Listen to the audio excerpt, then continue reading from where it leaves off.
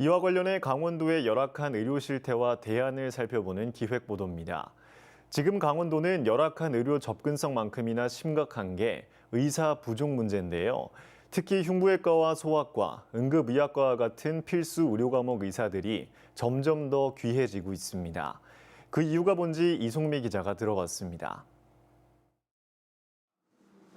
이경학 원장은 8년 동안 강원도의 한 대학병원에서 흉부외과 교수로 일했습니다. 당시 그를 도와줄 전공의가 없어 수술 후에도 24시간 환자를 돌보는 게 다반사였습니다. 그런 역할을 해줄 사람이 없기 때문에 제가 그냥 지키고 있을 수밖에 없는 거죠. 그래서 수술 끝나고 나오면 그날은 그냥 뭐 의뢰 당직처럼 병원을 지키고 앉아서 하룻밤 같이 환자하고 밤새고. 응급실에 연락을 받고 다시 병원에 가는 일도 많았습니다. 본인의 전공이 아닌 환자가 응급으로 왔을 때는 당직이 아닌 교수한테 연락을 해서 와줄 수 있는지 먼저 확인을 하고 환자를 받을지 말지를 결정하게 되는 그런 구조가 되는 거죠. 이 원장은 결국 지난 2021년 대학병원을 떠나 개원을 하게 됐습니다. 의사들이 대형 병원을 떠나고 강원도를 떠나는 것은 비단 흉부외과만의 일은 아닙니다. 최근 강원대병원 소아청소년과 전문의 4명이 사직 의사를 밝혔습니다. 지난해 속초의료원은 의사가 없어 응급실을 닫는 사태가 벌어지자 연봉을 4억 원까지 올렸습니다.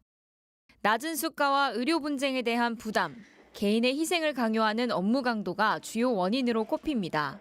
신기하게 일하는 그런 질환이 있을 때 사실 지역병원에서는 이제 그게 커버가 잘 안 되니까 환자를 전원하는 게 쉽지가 않아요. 몇 시간 잡고 있는 경우도 있어요. 보내야 되는데.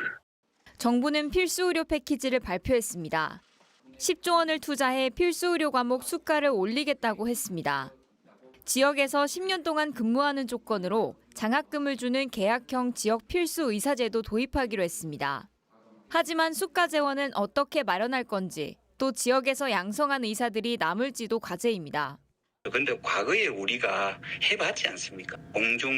보건장학제도, 군의장학생제도, 정책 자금은 한시적이고 그 친구들이 나와서 적절한 보상을 받을 수 있게끔 해줘야 되지 않습니까? 강원도는 지금 필수 의료를 담당할 의사들이 점점 줄어들고 환자들이 지역 병원을 떠나 서울로 가는 악순환에 빠지면서 의료 서비스의 위기를 맞고 있습니다. MBC 뉴스 이송미입니다.